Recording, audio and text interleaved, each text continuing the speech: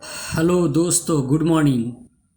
मैं सदाब sir Sanskrit classes में आपका बहुत बहुत स्वागत करता हूं। देखिए, हम लोग संस्कृत का जो बुक है इसका हम लोग 13 पार्ट तक पढ़ चुके हैं। देखिए, आप लोग वीडियो देखते हैं, शुरू में मैं पाठ परिचय जो बताता हूं वही देखते हैं। किसी किसी चैप्टर में पाठ परिचय का कोई खास महत्व नहीं होता है, उतना ज़्यादा मतलब उससे क्वेश्चन एग्जाम में आपका नहीं पूछता है, तो आप लोग थोड़ा सा ही देखते हैं पाठ परिचय को ही और घबरा जाते हैं कि समझ में नहीं आ रहा। जो बुक मैं पढ़ाता हूँ उसको ध्यान से देखिए, समझ में आ रहा या नहीं आ रहा कमेंट करके बताइए। एक एक लाइन को ढंग से मैं आप लोगों को बताता हूँ। अगर सही तरीके से आप बुक को पढ़ लेते हैं तो एग्जाम में आपका क्वेश्चन नहीं छूटेगा, मेरा वादा है। तो आज हम लोग लास्ट पार्ट पढ़ने वाले हैं, उसके बाद मैं व्याकरण खंड स्टार्ट करूंगा, यानी कि आप लोगों को व्याकरण पढ़ाऊंगा। आज लास्ट चैप्टर है आपका शास्त्रकारा, यानी कि शास्त्रों के रचनाकारों के बारे में, शास्त्रों के जो लोग रचना करते हैं उनके बारे में इसमें बताया गया है। देखिए, हम लोग शुरू करते हैं चैप्टर को। शुरू करते हुए देखते हैं इसको। जैसे देखिए लिखा हुआ है शिक्षकः। देखिए, सबसे पहली बात यह है कि ये पाठ जो है प्रश्नोत्तर शैली में है। प्रश्नोत्तर शैली में यह पाठ है शास्त्रकारा पाठ। अंतिम पाठ है आपका 14 पाठ है। कहा जा रहा शिक्षक कक्षायाम प्रविष्टि। शिक्षक कक्षा में प्रवेश करते हैं। छात्रा सादरम उत्थाय तस्य अभिवादनम कुर्वन्ति। छात्र आदर पूर्वक उठकर उनका अभिवादन करते हैं। यहाँ कहा जा रहा है कि शिक्षक कक्षा में प्रवेश करते हैं और छात्र आदर पूर्वक उठकर उनका अभिवादन करते हैं। शिक्षक कहते हैं उपवी संतु सर्वे, सभी बैठ जाएं। उपवी संतु सर्वे मतलब सभी बैठ जाएं। अद्य युष्माकम, आज तुम लोगों की परिचय मतलब परिचय संस्कृत शास्त्र भविष्यति, संस्कृत शास्त्र से होगी। आज तुम लोगों की परिचय संस्कृत शास्त्र से होगी। युवराज है, युवराज कहता है गुरुदेव शास्त्रम किम भवति, गुरुदेव शास्त्र क्या होता है। तो यहाँ पे शिक्षक कह रहे हैं, ध्यान दीजिएगा शिक्षक क्या जवाब दे रहे हैं। शिक्षक कह रहे हैं शास्त्रम नाम ज्ञानस्य शासकम अस्ति। शास्त्र ज्ञान का शासक है। शास्त्र नाम जो है ये नाम ज्ञान का शासक है, यानी कि शास्त्र क्या है तो ज्ञानस्य शासकम अस्ति, ज्ञान का शासक है। मानवा नाम, मानव के कर्तव्यम अकर्तव्यम विषयान ततः शिक्षति, मानव के कर्तव्य अकर्तव्य के विषय में शिक्षा देता है। कौन? शास्त्र। शास्त्र मानव के कर्तव्य और अकर्तव्य के विषय में शिक्षा देता है। शास्त्रम एवं शास्त्र ही अधुना आजकल अध्ययन विषय, अध्ययन का विषय कथ्यते कहा जाता है। आजकल शास्त्र ही अध्ययन का विषय कहा जाता है। अध्ययन का विषय आजकल कौन कहा जाता है तो शास्त्र कहा जाता है। देखिए, साथ साथ क्वेश्चन आंसर भी हम लोग करते चलेंगे, ठीक है। जैसे कक्षा में कौन प्रवेश करते हैं, आंसर हो जाएगा शिक्षक, यानी शिक्षक। आदर पूर्वक उठकर उनका अभिवादन कौन करते हैं तो छात्र। आज तुम लोगों की परिचय किससे होगी तो संस्कृत शास्त्र से होगी। संस्कृत शास्त्र से किनकी परिचय होगी तो छात्रों की या तुम लोगों की, ठीक है। ज्ञान का शासक क्या है तो शास्त्र। मानव के कर्तव्य और अकर्तव्य के विषय में कौन शिक्षा देता है तो शास्त्र। शास्त्र यानी कि कौन आजकल, अधुना यानी आजकल अध्ययन का विषय कहा जाता है, तो आंसर हो जाएगा हमारा शास्त्र। शास्त्र आजकल अध्ययन का विषय कहा जाता है। कहा जा रहा पश्चात देशेषु, पश्चिमी देशों में अनुशासन अपि अभिधीयते, अनुशासन भी कहा जाता है। पश्चिमी देशों में शास्त्र को क्या कहा जाता है अनुशासन भी कहा जाता है। आगे बताया जा रहा तथापि तथापि वैसे भी शास्त्रस्य लक्षणम, शास्त्र का लक्षण धर्मशास्त्रेषु इत्थम वर्तते, धर्मशास्त्र में इस प्रकार से दिया गया है। शास्त्रों का लक्षण जो है धर्मशास्त्र में कुछ इस प्रकार से दिया गया है।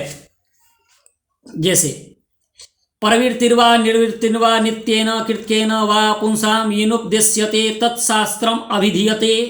शास्त्र का परिभाषा बताया जा रहा है कि मनुष्य को जिससे सांसारिक विषयों में अनुरक्ति, विरक्ति अथवा मानव रचित विषयों का उचित ज्ञान मिलता है उसे शास्त्र कहते हैं। फिर से ध्यान से आप लोग परिभाषा सुनिएगा शास्त्र का। शास्त्र किसे कहते हैं ये परिभाषा 2 अंक का पूछा जा सकता है आपसे, ठीक है। क्वेश्चन लघुत्तरीय प्रश्न भी देता है, हिंदी में देता है, हिंदी में ही लिखना पड़ता है, तो यहाँ पे क्वेश्चन पूछ सकता है शास्त्र किसे कहते हैं। तो याद रखिएगा, मनुष्य को जिससे सांसारिक विषयों में अनुरक्ति, विरक्ति अथवा मानव रचित विषयों का उचित ज्ञान मिलता है उसे शास्त्र कहते हैं, ठीक है। शास्त्र का परिभाषा आप लोग याद रखिएगा। आगे देख लेते हैं। आगे अभिनव, अब यहां पे अभिनव कुछ कह रहा है। देखिए क्या कह रहा है। अभिनव कह रहा है अर्थात शास्त्रम मानवेभ्य कर्तव्यम अकर्तव्यम बोध्यति, अर्थात शास्त्र मानव के कर्तव्य अकर्तव्य का बोध कराता है। शास्त्र मानव के कर्तव्य अकर्तव्य का बोध कराता है।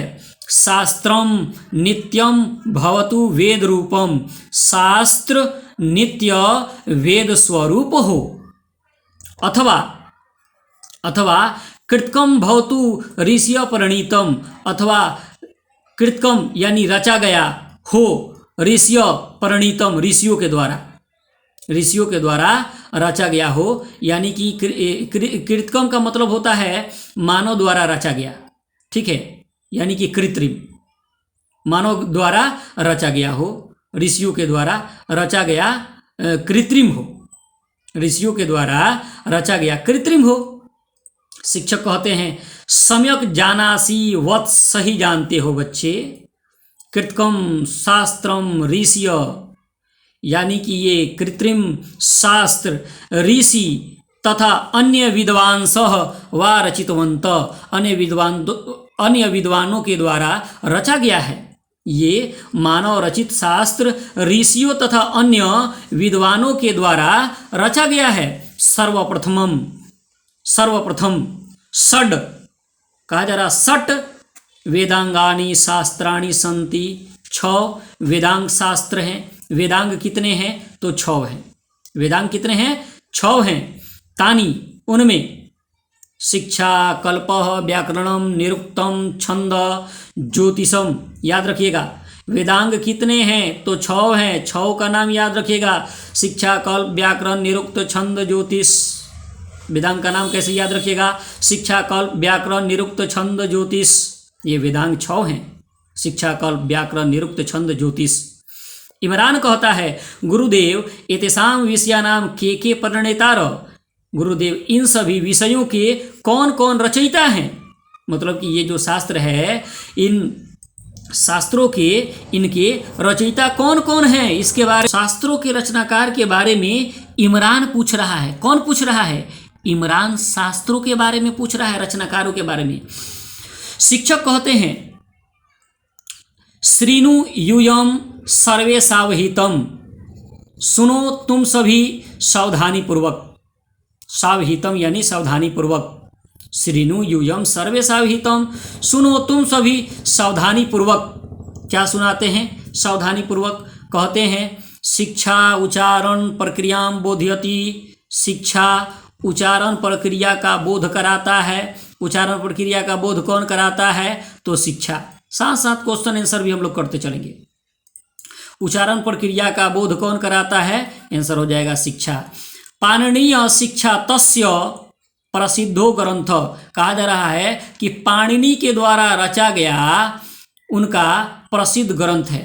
पाणिनि के द्वारा रचा गया शिक्षा उनका प्रसिद्ध ग्रंथ है। यानी कि शिक्षा के रचयिता कौन है तो महर्षि पाणिनि। महर्षि पाणिनि जो हैं शिक्षा के रचयिता हैं, शिक्षा शास्त्र के, वेदांग के, सॉरी। कल्पः कहा जा रहा कल्पः कर्मकांड ग्रंथ सूत्रात्मक। कल्प सूत्रात्मक रूप में कर्मकांडी ग्रंथ है। कर्मकांडी ग्रंथ कौन है? तो कल्प है। बौधायन भारद्वाज गौतम वशिष्ठ इत्यादयः ऋषय अस्य शास्त्रस्य रचयितारः। कहा जा रहा कि बौधायन भारद्वाज गौतम वशिष्ठ इत्यादि ऋषि इस शास्त्र के रचयिता हैं। किसके? कल्प के। कल्प के रचयिता बौधायन भारद्वाज गौतम वशिष्ठ, ये कल्प के रचयिता हैं। कहा जा रहा व्याकरणम तु पाणिनि कृतम प्रसिद्धम। व्याकरण के द्वारा रचा गया, व्याकरण पाणिनि के द्वारा रचा गया प्रसिद्ध है। व्याकरण किसके द्वारा रचा गया है? तो संस्कृत व्याकरण के रचयिता कौन है? महर्षि पाणिनि हैं। पाणिनि के द्वारा रचा गया प्रसिद्ध ग्रंथ है, प्रसिद्ध है। निरुक्तस्य कार्यम, निरुक्त का कार्य वेदार्थ बोध।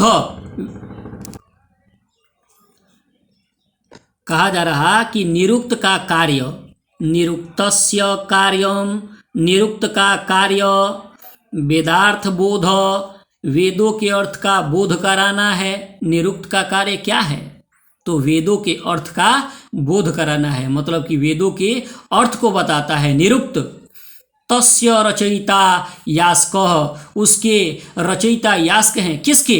निरुक्त के। निरुक्त के रचयिता कौन हैं? तो यास्क है। याद रखना है, निरुक्त के रचयिता कौन हैं? तो यास्क हैं। छंद पिंगल रचिते सूत्र ग्रंथे प्रारब्धम। कहा जा रहा कि छंद पिंगल द्वारा रचा गया सूत्र ग्रंथ है, यानी सूत्रात्मक रूप में ये भी ग्रंथ है। छंद किसके द्वारा रचा गया है? तो पिंगल के द्वारा रचा गया ग्रंथ है, सूत्रात्मक ग्रंथ है।